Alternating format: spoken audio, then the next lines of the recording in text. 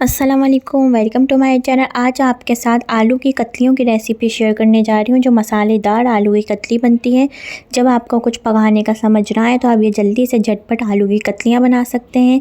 एक पैन लेंगे, उसके अंदर हम कुकिंग ऑयल डालेंगे और इसके अंदर आलू डालेंगे कटे हुए, ना छोटे हो ना मोटे हो, गोल स्लाइस में कटे हुए आलू डालेंगे। आलू को इतनी देर फ्राई करेंगे कि इसके अंदर अच्छा सा गोल्डन ब्राउन कलर आ जाएगा। इतनी देर हमें आलूओं को फ्राई करना है।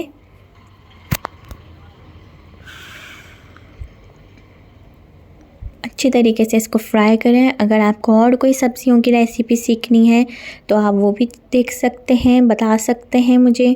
अगर आपको कोई चीज़ सीखनी है, आप चैनल पे और भी सब्ज़ी की रेसिपी देख लें। ज़रूर चैनल को सब्सक्राइब करें, बेल आइकन पे क्लिक करें ताकि हर आने वाली रेसिपी का आप तक नोटिफिकेशन मिल जाए। जब ये सब आलू फ्राई हो जाएंगे तो इनको हम बाहर निकाल लेंगे। बस ये ख़्याल रखना है कि आलू के साथ ऑयल ना आए। ऑयल के बगैर हम आलू निकालेंगे। आलू निकाल के अलग रख लेंगे। इसके बाद इसकी हम ग्रेवी मसाला बनाएंगे कतलियों का, टमाटर वाली मसालेदार आलू की कतलियों की रेसिपी मैं आपके साथ शेयर कर रही हूँ, जिसको आप चपाती रोटी के साथ, नान के साथ सर्व करें। गर्मियों में जब आपको कुछ समझ ना आए बनाने का तो आप ये बना सकते हैं।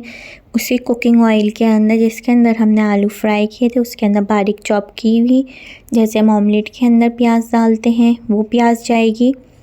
इसको हल्का सा हम फ्राई करेंगे ताकि प्याज का कच्चापन दूर हो जाए। इतनी देर हमें इसको फ्राई करना है, कलर नहीं देना है। बस इतनी देर हमें इसको फ्राई करना है अच्छी तरीके से। फिर इसके अंदर हम डाल देंगे साबुत ज़ीरा, डालेंगे और इसको अच्छी तरीके से ज़ीरे के साथ प्याज को मिक्स करना है हमें। मिक्स हो जाएगा जब ज़ीरा अच्छी तरीके से पकने लग जाएगा प्याज के साथ, तो इसके अंदर हम कुटी हुई लाल मिर्चें, जिसे चिली फ्लेक्स कहते हैं, वो डाल देंगे और इसको अच्छी तरीके से प्याज, ज़ीरा और लहसुन के साथ इसको पकाएंगे ताकि मिर्चों का अच्छी तरीके से फ्लेवर आ जाए। अच्छी तरीके से इसको हमें मिक्स करना है। जब ये अच्छी तरीके से मिक्स हो जाएगा फिर इसके अंदर बाकी के और मसाले जाएंगे। टमाटर ब्लेंड करके डालेंगे इसके अंदर हम। अच्छे तरीके से बस हमें पकाना है ताकि मिर्चों का इसके साथ बहुत अच्छे से फ्लेवर आ जाए। फिर इसके अंदर आगे हम डाल देंगे ब्लेंड किए हुए टमाटर। पीसे हुए ही टमाटर की प्यूरी जाएगी, साबुत टमाटर नहीं जाएंगे इसके अंदर, पीस के ही डालने हैं टमाटरों को। और इसको अच्छी तरीके से हमें मिक्स करना है टमाटर के साथ। जब ये टमाटर अच्छी तरीके से पकने लग जाएंगे फिर इसके अंदर हम बाकी के मसाले ऐड करेंगे। नमक जाएगा, नमक अपने हिसाब से कम या ज़्यादा कर सकते हैं। इसी तरीके से हम सारे मसाले इसके अंदर डाल देंगे ताकि ज़बरदस्त सी आलू की कतलियाँ तैयार हो जाएंगी। आपको बस ट्राई करना है, अपने फैमिली फ्रेंड के साथ रेसिपी को ज़रूर शेयर करना है। भुना कोटा धनिया है, ये डालेंगे इसके अंदर। हम मिक्स करेंगे इसको, बहुत अच्छे तरीके से मिक्स करना है हमें ताकि मसाला अच्छी तरीके से भून जाए। हल्दी जाएगी इसके अंदर, हल्दी डालेंगे, लाल मिर्चें डालेंगे, पिसी हुई भी डालेंगे और शुरू में हमने कुटी हुई भी डाली हैं। इसको अच्छी तरीके से हमें मिक्स करना है मसाले को टमाटर के साथ।